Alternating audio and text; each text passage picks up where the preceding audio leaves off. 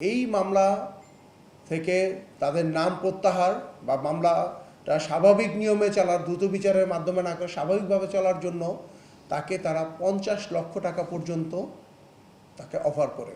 প্রাথমিকভাবে তারা এই হত্যাকাণ্ডের জন্য 15 লক্ষ টাকার একটি বাজেট তারা ফিক্স করেন।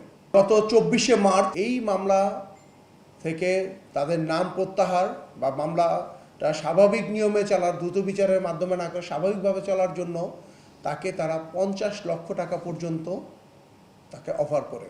প্রাথমিকভাবে তারা এই হত্যাকাণ্ডের জন্য 15 লক্ষ টাকার একটি বাজেট তারা ফিক্স করেন। গত 24শে মার্চ রাজধানীর শাহজাহানপুর এলাকায় দুষ্কৃতিকারীদের গুলিতে জাহিদুল ইসলাম টিপু নিহত হন।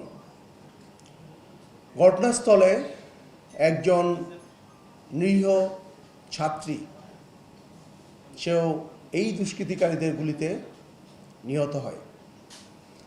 অত্যন্ত মর্মাহত, নির্মম এবং মর্মান্তিক এই দুর্ঘটনার প্রেক্ষিতে 25 তারিখে শাহজাহানপুর থানায় একটি হত্যা মামলা দায়ের করা হয়।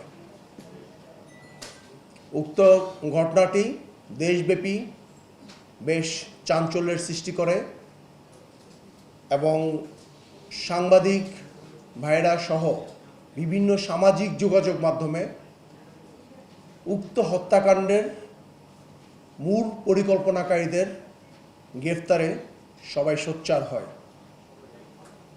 এরই ধারাবাহিকতায় র্যাব সদর দপ্তরের গোয়েন্দা শাখা এবং র্যাব 3-এর যে আভিযানিক দল ঢাকার বিভিন্ন স্থানে অভিযান চালিয়ে উক্ত হত্যাকাণ্ডের অন্যতম পরিকল্পনাকারী ওমর ফারুক ওরফে কানা ফারুক সহ আরও 3 জনকে গ্রেফতার করতে সক্ষম হয়।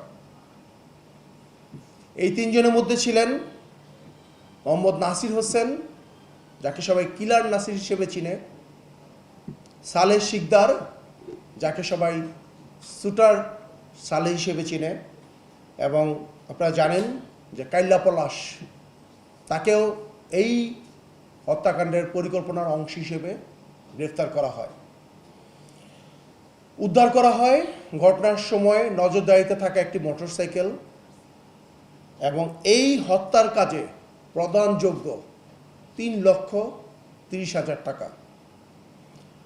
গ্রেফতারকৃতদের জিজ্ঞাসাবাদে র্যাব বেশ কিছু চাঞ্চল্যকর তথ্য এবং এই ঘটনার মোটিভ সম্পর্কে বেশ কিছু তথ্য পায়।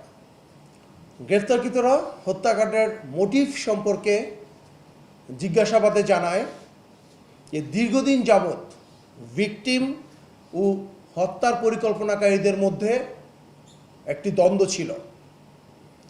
আপনারা জানেন মতিঝিল এলাকায় চাঁদাবাজি, টেন্ডারবাজি, স্কুল কলেজে ভর্তি বাণিজ্য, বাজার নিয়ন্ত্রণ ও আধিপত্য বিস্তার সহ বিভিন্ন বিষয়ে আন্ডারওয়ার্ল্ড এবং আন্ডারগ্রাউন্ডে বিভিন্ন ধরনের দ্বন্দ্ব চলমান ছিল।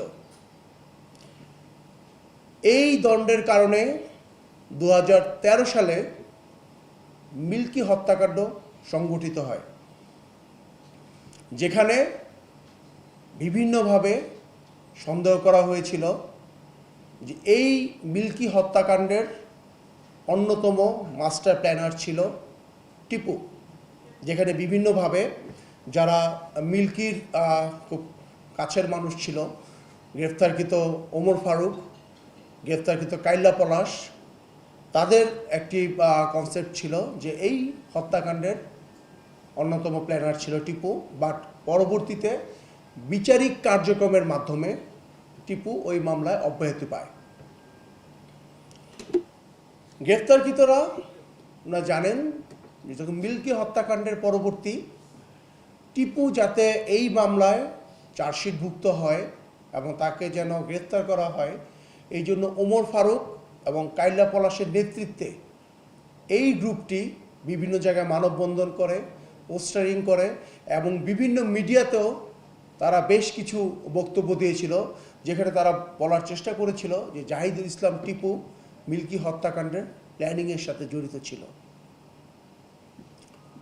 যখন মিল্কি হত্যাকাণ্ডের যে চার্জশিট সেখান থেকে জাহিদুল ইসলাম টিপুর নাম বাদ যায়, তখন এই যে পরিকল্পনাকারী যারা ছিল বা যারা টিপুকে মনে করেছিল যে তারা মিল্কি হত্যাকাণ্ডের সাথে জড়িত, তাদের মধ্যে একটি ক্ষোভ থেকে যায়। পরবর্তীতে 2016 সালে আপনারা জানেন যে টিপুর সবচেয়ে বিশ্বস্ত লোক বাবু, রিজভী হাসান ওরফে মোচা বাবু, তাকে হত্যা করা হয়। উক্ত হত্যাকাণ্ডের মোটিভ সম্পর্কে প্রাথমিক জিজ্ঞাসাবাদে আমরা যেটি জেনেছি, প্লাস বিভিন্ন তদন্তেও যেটি এসেছে, যে যেহেতু মোচা বাবু বা রিজভী হাসান সে টিপুর সবচেয়ে কাছের সহচর ছিল এবং বিভিন্ন সময়ে এলাকায় কিছু স্বার্থগত দ্বন্দ্বের কারণে ওমর ফারুক নাসিরের প্ল্যানিং অনুযায়ী মুসা, যাকে আমরা সবাই এখন খুঁজছি, মুসার মাধ্যমে শুটার ঠিক করা হয়।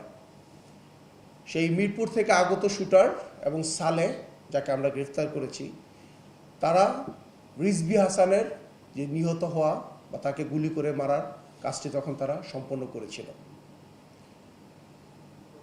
যেখানে মূল উদ্দেশ্য ছিল তাদের স্বার্থগত দ্বন্দ্ব। এবং এই হত্যাকাণ্ডের পরে তারা বাবুর পিতা কালামকে বিভিন্নভাবে প্রেশার ক্রিয়েট করেছিল যাতে এখানে মামলা বিষয়ে যেন তিনি আসামি নাম বলার ক্ষেত্রে তিনি সতর্ক থাকেন। কিন্তু কালাম, যে বাবুর পিতা ছিলেন, সে জাহিদুল ইসলাম টিপুর সহযোগিতায় বাবু হত্যাকাণ্ডের সাথে যারা জড়িত তাদের নামে তিনি মামলা দায়ের করেন এবং যেটা পরবর্তীতে একটি চার্জশিট দেওয়া হয়, যেখানে 1 নম্বর চার্জশিটভুক্ত আসামি ছিলেন আমাদের গ্রেফতারকৃত নাসির, 2 নম্বর চার্জশিটভুক্ত আসামি ছিলেন সালে, 3 নম্বর চার্জশিটভুক্ত আসামি ছিলেন মুসা এবং 4 নম্বর চার্জশিটভুক্ত আসামি ছিলেন ওমর ফারুক। এই হত্যা মামলার বিচারিক কার্যক্রম অনেক দূর এগিয়েছে এবং আনুমানিক 1 বছর পূর্বে এই হত্যা মামলাটি জাহিদুল ইসলাম টিপুর তত্ত্বাবধানে তার বাবা কালামের বিভিন্নভাবে পরিচালনা করে আসছিল এবং কথিত রয়েছে ওমর ফারুক সহ এই যে গ্যাংটি এই পরিকল্পনার সাথে ছিল, তাদের ক্ষেত্রে কথিত রয়েছে জাহিদুল ইসলাম টিপুই মূলত এই মামলা পরিচালনা করে আসছিল, তার বাবাকে প্ররোচনা দিয়ে আসছিল এবং টিপুর কারণে এই মামলাটি গত প্রায় 1 বছর পূর্বে দ্রুত বিচার ট্রাইব্যুনালে শিফট করা হয়, যেখানে তাদের এই যে বাবু রিজভী হাসান বাবুর যে মামলার তদন্ত কার্যক্রম খুব দ্রুত গতিতে এগিয়ে চলছিল এবং গ্রেফতারকৃতদের জিজ্ঞাসাবাদে আমরা জানতে পেরেছি যে এখানে তাদের বিচারিক কার্যক্রমে তাদের শাস্তি এবং বড় মাপের শাস্তি অনেকটাই নিশ্চিত বলে তারা মনে করেছে। পরিকল্পনার অংশ হিসেবে তারা এই মামলা থেকে অব্যাহতি বা এই মামলাকে তারা ডাইভার্ট করা বা স্লো করার জন্য তারা প্রাথমিকভাবে এই বাবু হত্যা মামলার যে বাদী কালাম, তাকে তারা ম্যানেজ করার চেষ্টা করে এবং বিভিন্নভাবে তারা কালামকে এই মামলা থেকে তাদের নাম প্রত্যাহার বা মামলাটা স্বাভাবিক নিয়মে চলার, দ্রুত বিচারের মাধ্যমে না করে স্বাভাবিকভাবে চলার জন্য তাকে তারা 50 লক্ষ টাকা পর্যন্ত তাকে অফার করে। কিন্তু জাহিদুল ইসলাম টিপুর কারণে এই গ্রেফতারকৃত আসামিদের বক্তব্য অনুযায়ী যে জাহিদুল ইসলাম টিপুর কারণে তারা কালামকে কোনোভাবেই তারা ম্যানেজ করতে পারছিলেন না। অধিকন্তু জাহিদুল ইসলাম টিপু সবসময় কালামকে তার পাশে রেখেছে, সবসময়, যাতে কোনোভাবেই তারা কালামকে রিচ করতে না পারে এবং কালামকে যেন তারা ম্যানেজ করতে না পারে মামলাটি হালকা করার জন্য। কোনোভাবেই যখন তারা পারছিলেন না, তখন জাহিদুল ইসলাম টিপুকে আন্ডারওয়ার্ল্ডে যারা সক্রিয় চাঁদাবাজি বা বিভিন্ন শুটিং কার্যক্রমের সাথে যারা জড়িত তাদের মাধ্যমে বিদেশ থেকে টিপুকে হুমকি দেওয়া হয় যেন তিনি এই মামলা নিয়ে বাড়াবাড়ি না করেন এবং এই মামলাটি কার্যক্রম যেন স্বাভাবিকভাবে চলতে দেওয়া হয় এবং এই মামলা নিয়ে যেন তিনি কালামকে কোনো ধরনের সহযোগিতা প্রদান না করেন। আমরা তাদের যে আসামিদের বক্তব্যও আমরা পেয়েছি যে এরকম বিভিন্ন দেশ থেকে আন্ডারওয়ার্ল্ডে যারা আছেন তারা ফোন করেছেন। পাশাপাশি আমরা বেশ কিছু ফুটপ্রিন্ট পেয়েছি যে জাহিদুল ইসলাম টিপুকে এই মামলা থেকে সরে যাওয়ার জন্য হুমকি দেওয়া হয়েছে। তথাপি জাহিদুল ইসলাম টিপু এই মামলা থেকে তিনি সরে যাননি এবং তিনি কন্টিনিউ কালামকে সহযোগিতা করে আসছিলেন। এই মামলা যখন হয়েছিল এই রিজভী হাসান বাবু, তখন সেখানে সুরতাল সাক্ষী করা হয়েছিল কাইল্লা পলাশকে। কাইল্লা পলাশকে আমরা দেখেছি বা বিভিন্ন তথ্যের মাধ্যমে পেয়েছি আন্ডারওয়ার্ল্ডে একজন শীর্ষ সন্ত্রাসীর সাথে তার আমরা নিয়মিত যোগাযোগ পেয়েছি, নিয়মিত কথোপকথন পেয়েছি এবং শিখ টিপু হত্যাকাণ্ডের আগে ও পরে বেশ যোগাযোগ পেয়েছি এবং সেই আন্ডারওয়ার্ল্ডে যেই শীর্ষ সন্ত্রাসী টিপু হত্যাকাণ্ডের ঠিক পরপর একটি ভিডিও কাইল্লা পলাশ তার কাছে পাঠিয়েছে যে ইট ইজ ডান।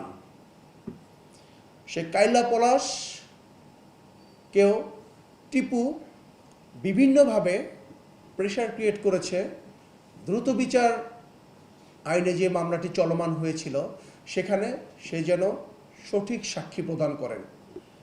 যেখানে কাইল্লা পলাশকে ওই হত্যাকাণ্ডের পর, বোচাবাবু হত্যাকাণ্ডের পর ওমর ফারুক, মুসা, নাসিররাই তাকে সেট করেছিল সাক্ষী হিসেবে যাতে তারা পরবর্তীতে তার পক্ষে কথা বলেন। কারণ ওমর ফারুক, কাইল্লা পলাশ সহ এরা সবাই মিল্কি হত্যাকাণ্ডের পর জাহিদুল ইসলাম টিপুকে ইনভলভ করার জন্য তারা মাঠে নেমেছিল। কিন্তু পরবর্তীতে বিভিন্ন প্রেশার বা বিভিন্ন কারণে কাইল্লা পলাশ তার এই সত্যিকার যে সাক্ষী, এই সাক্ষী থেকে সে বিরত হতে পারছিলেন না এবং জানুয়ারি মাসের মাঝামাঝি কাইল্লা পলাশও এই রিজভী হাসান যে মামলার সাক্ষী তিনি প্রদান করেছিলেন এবং যেটাও তাদের জন্য একটি দুশ্চিন্তার কারণ হয়ে দাঁড়ায়। প্রাথমিক জিজ্ঞাসাবাদে আমরা যেভাবে পেয়েছি গ্রেফতারকৃত ফারুক, সালেহ, নাসির, মুসা এবং কাইল্লা পলাশ এরা আনুমানিক 3 থেকে 4 মাস পূর্বে তারা প্রথমত তারা ডিসিশন নেয় যে তারা কালামকে সরিয়ে দেওয়ার একটি পরিকল্পনা করে, যেখানে মুসা এবং নাসির বাদশা দেয়। কারণ তাদের বক্তব্য হচ্ছে যে কালাম যদিও মামলার বাদী কিন্তু মামলাটি পরিচালনা সমস্ত দায় দায়িত্ব জাহিদুল ইসলাম টিপুর কাছে। সো এখানে কালামকে সরালে খুব একটা লাভ হবে না, সেখানে তারা জাহিদুল ইসলাম টিপুকে তারা এই মামলার থেকে সরিয়ে দেওয়ার একটি পরিকল্পনা করে। তার প্রেক্ষিতে তারা বিভিন্নভাবে হুমকি দেয়া বা বিভিন্ন পদক্ষেপ তারা নিয়েছে। তো কোনো পদক্ষেপই যখন তাদের বাস্তবায়িত হচ্ছিল না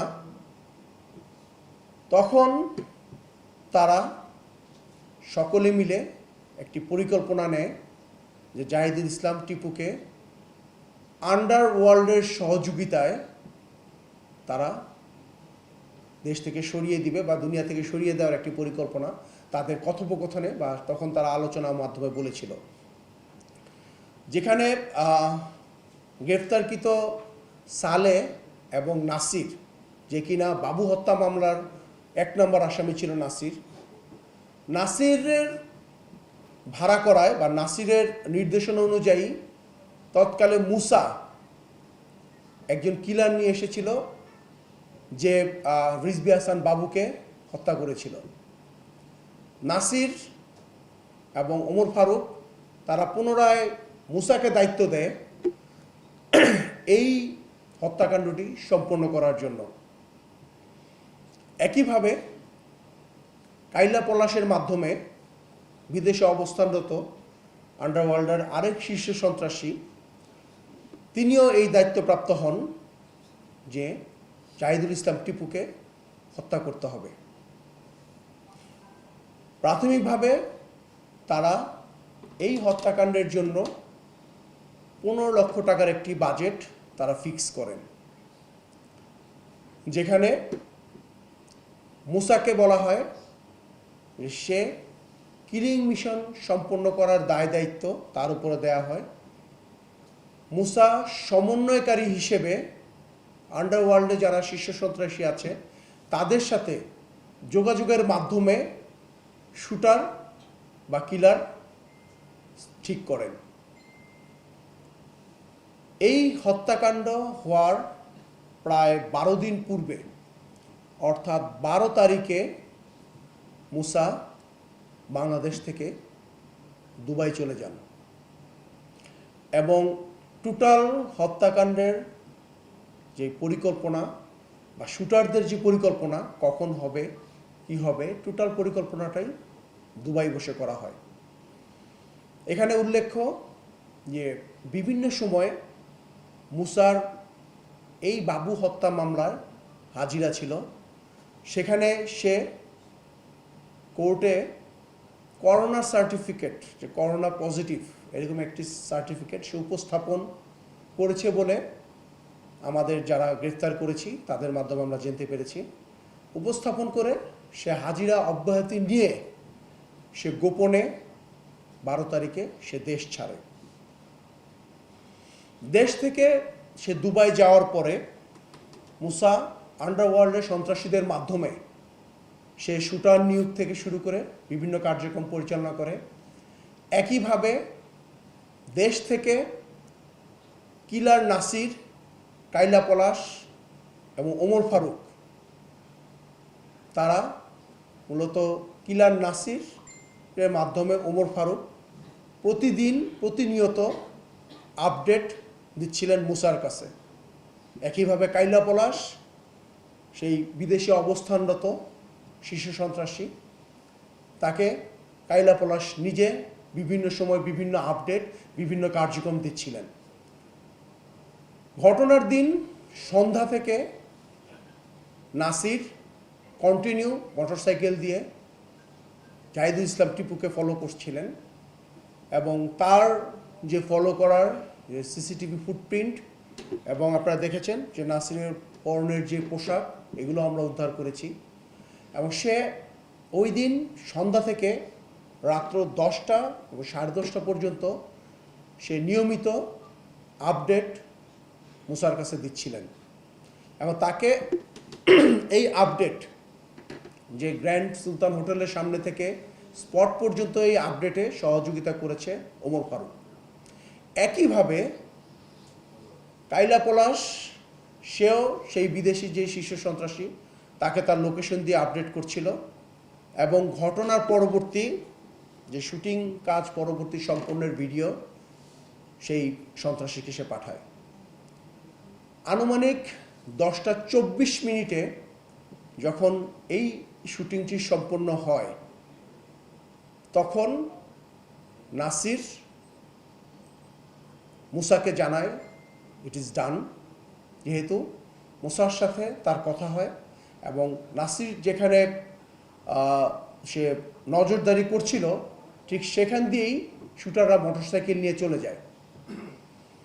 মুসা যখন নাসিরকে জানায় যে ডান, তখন নাসির ঘটনাস্থল থেকে পালিয়ে যায় এবং সে তার ব্যবহৃত মোটরসাইকেল সে ফেলে অন্যত্র পালিয়ে যায়। একইভাবে ওমর ফারুক সেও শাহজাহানপুর সহ বিভিন্ন জায়গায় সে আত্মগোপনে চলে যায় এবং পলাশ সে বিভিন্ন জায়গায় আত্মগোপনে থেকে তাকেও আমরা রমনা এলাকা থেকে গ্রেফতার করেছি এবং সালে যে কিনা মিরপুরে আত্মগোপনে চলে যায়। গ্রেফতারকৃত ওমর ফারুককে আমরা তার বক্তব্য অনুযায়ী বা বিভিন্ন তথ্য অনুযায়ী দেখেছি সে এই হত্যাকাণ্ডের অন্যতম পরিকল্পনাকারী। তার সাথে আন্ডারওয়ার্ল্ড এবং আন্ডারগ্রাউন্ডের অনেক সন্ত্রাসী আমরা সমন্বয় পেয়েছি, যোগাযোগ পেয়েছি, যেটা আমরা খতিয়ে দেখছি এবং তার মাধ্যমে হয়তো ভবিষ্যতে আরও গুরুত্বপূর্ণ তথ্য আসবে। এবং এই হত্যাকাণ্ডের যে মূল অর্থ 9 লক্ষ টাকা সে ওমর ফারুক দিয়েছে এবং যার মধ্যে বাকি 6 লক্ষ টাকা অন্যান্য যে ব্যক্তি, যেখানে মুসা, সালেহ এবং নাসিরের কাছ থেকে নেওয়া হয়েছে। মুসা যখন বিদেশ যায় 12 তারিখে, 12ই মার্চ, তখন সে সাথে করে 5 লক্ষ টাকা সে সাথে করে নিয়ে যায় এবং পরবর্তীতে হুন্ডির মাধ্যমে তাকে আরও 4 লক্ষ টাকা দেয়া হয়। সে দুবাই বসে 9 লক্ষ টাকা মূলত অ্যাডভান্সের মাধ্যমে সমন্বয় করে দেশে এই কিলারদের মাধ্যমে হত্যাকাণ্ড ঘটিয়েছে এবং বাকি 6 লক্ষ টাকা কাজ সম্পাদনের পরে তার দেওয়ার কথা ছিল, যেখান থেকে আমরা 3,30,000 টাকা আমরা ওমর ফারুকের কাছ থেকে উদ্ধার করতে সক্ষম হই। গ্রেফতারকৃত ওমর ফারুক সে মূলত রিজভী হাসান বাবু হত্যাকাণ্ডের 4 নম্বর আসামি এবং সেখানে সে অন্যতম পরিকল্পনাকারী ছিল। সে এই হত্যাকাণ্ডে তার বক্তব্য অনুযায়ী যে তার বড় মাপের সাজা হওয়ার কথা রয়েছে, সেই জন্যই সে এইভাবে বিভিন্নভাবে সে পরিকল্পনায় থেকে সেই হত্যাকাণ্ডের সাথে সে জড়িত ছিল। সে বারংবার টিপুকে বিভিন্ন ব্যক্তি বা বিভিন্ন আন্ডারওয়ার্ল্ড বা আন্ডারগ্রাউন্ডের ব্যক্তির মাধ্যমে সে হুমকি দিয়েছে, বাট টিপু সেখানে পাত্তা দেয়নি বলে তাদের মধ্যেই ক্ষোভের সৃষ্টি হয়েছিল। এবং একইভাবে সে মিল্কির অত্যন্ত ঘনিষ্ঠ ছিল, তার সেই হিসেবেও তার মধ্যে একটি ক্ষোভ ছিল। এই প্রেক্ষিতেই সে এখানে প্রাথমিকভাবে জড়িত হয়েছে বলে আমরা জেনেছি।